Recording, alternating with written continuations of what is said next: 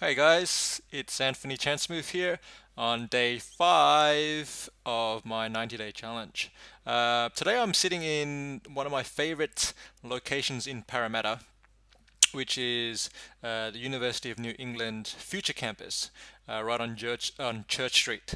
And it's an amazing space designed with a stack of amazing technology. Like you can do live feeds from different places, all over the country and really all over the world into this spot here. They've invested a lot of money.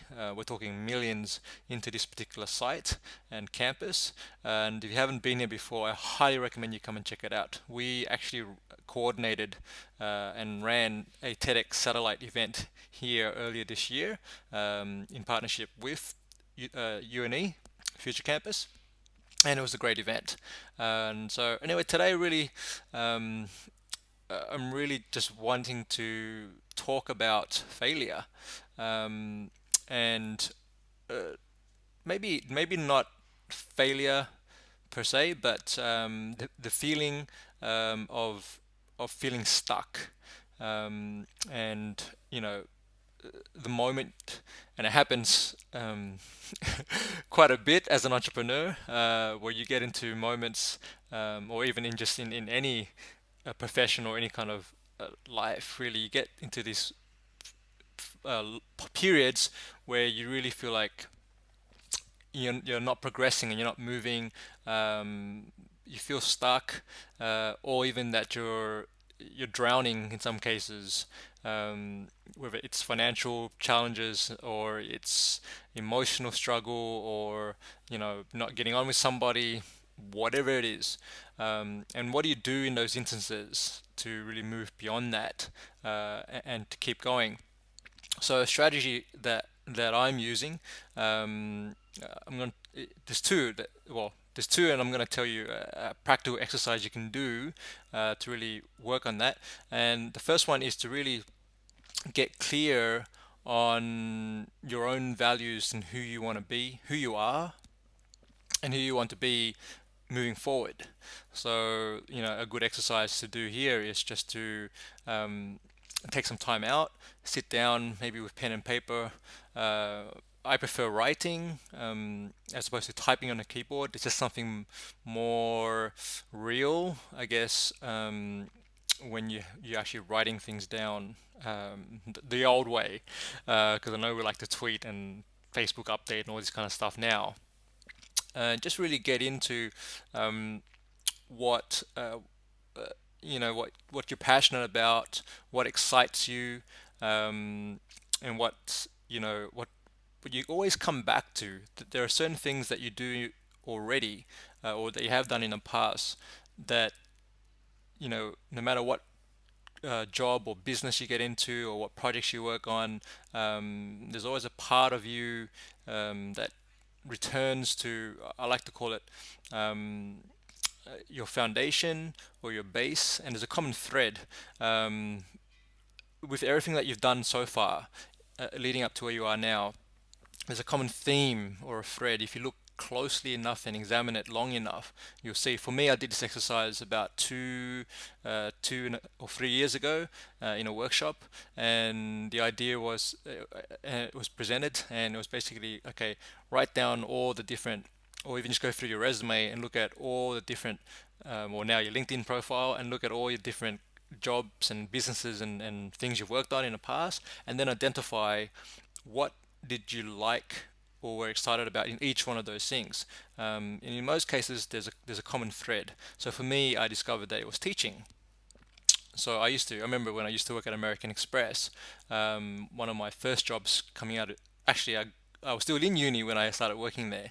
And then I would spend time, even when my shift was over, I worked in a call center doing about 100 calls per day in an 8-hour shift.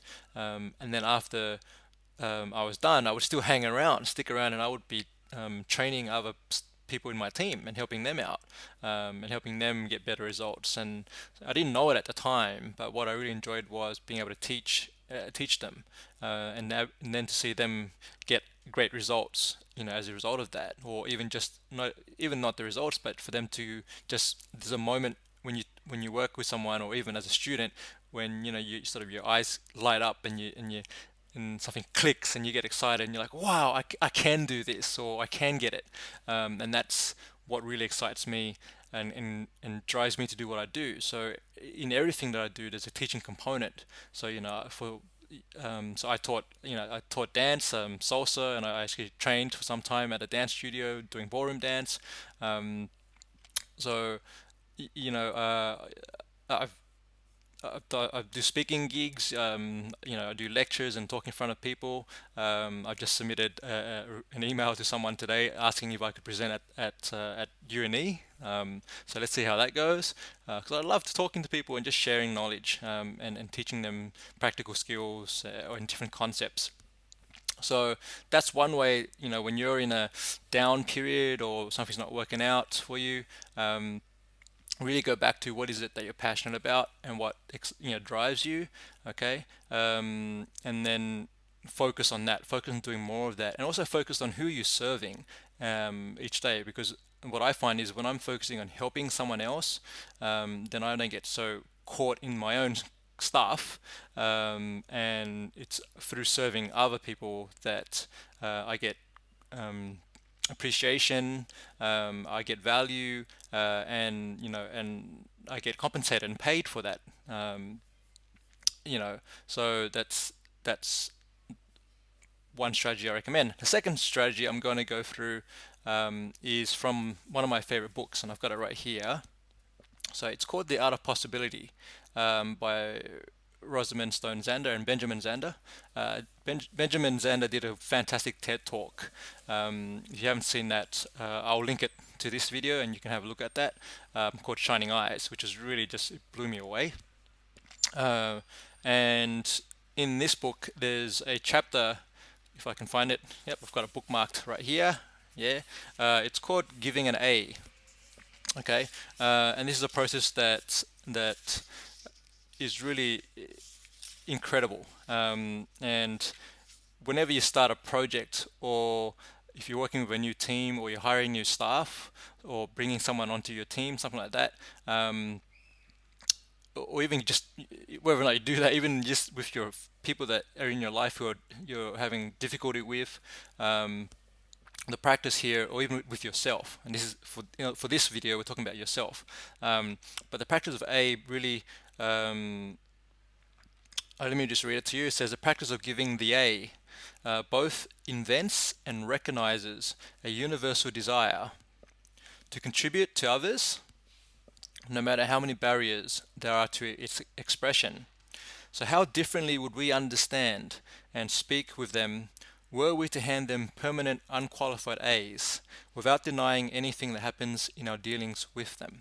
So this relates to the education system and how we get graded on things, and we're grown up to be competitive. We're taught to be competitive in schools, and to really focus on getting grades, right? But I don't necessarily agree with that, because if someone's getting an A and someone's getting a C, that and they feel devalued as a result of that, then I don't think that's great. That's a great message, because uh, you're not worth any less, or I'm not worth any less, just because I didn't get a grade in an exam. Okay, so I think that system is kind of outdated, and what we really need to focus on are the strengths of each individual, what they're great at, and then helping them identify their talents and move and focus there, and focus their energy on harnessing and really contributing and sharing that to the world. Um, so so this practice of giving A, so this is the process. I'll do it quickly because I know I'm hitting on 10 minutes here. So the process is basically this. So take out, write a letter, okay? You can write it to yourself, or, if I was doing this with a student, I would ask my student to write a letter to me, all right, dated 1 year from now, okay, or 6 months, or whatever, how long you want to give that time frame, and then grant the person an A. So in this exercise, you're going to grant yourself an A, and we're assuming that you're going to start a 6-month course. Okay, in this case, it's going to be a 6-month business course or a 6-month life course or a relationship course, whatever it is for you, wherever your challenge area is, right? Um, and then look at, okay, in 6 months time or 12 months time, we're starting on the foundation that you already got the A. Okay, the A has already been granted at the beginning. So, but that's only based upon you deserving the A. So when you write the letter, and you're going to write it in as if it's already happened. So the process really is to visualize ahead as if we are now 12 months into the future, and you're looking back at the last 12 months. And the way you write the letter, what you write, the content of the letter is really, I deserve this A because, so you can say, dear name, so it could be your name or whoever, I deserve this A because in the last 12 months, I have. And then you write down all the things that you've done and created in your life, and more importantly, who you've become in order to deserve that A. Okay, so this is a and when you're writing it again, write it as it's already, as if it's already happened. So this is past tense. Okay, so I've become a wonderful mother, or I've become a great pianist. I've become an amazing YouTube personality, right? Because I've done these things, and because this is the person that I've become. I've acknowledged my mistakes, or I've taken on, I've felt scary moments, and I've gone ahead and done it anyway, and focus on those things and write it all down. Okay, this could be short, like, I mean, it could be just a 1 page, or if you want to go into a whole essay thing, you can really get into the experience of it, see it, feel it, hear what you're going to hear, and then really get it all down. Okay, and that's the process. So once you have your letter, then the next thing really is to bring that to your awareness, and then use that as your guide. Use that as your guide for how you live the next 12 months of your life, and stick to it. And by doing that, just take a look and see what happens for you. Okay, well, we've gone way over of like 12 minutes now, so thanks a lot for tuning in today. Make sure you subscribe if you want to get more updates every day as we go along. And if you have any comments or anything like that, I would appreciate that you actually write some comments down, because I'd love to get some feedback and have some conversation going as well. So again, I'll catch you again tomorrow, guys, and take care.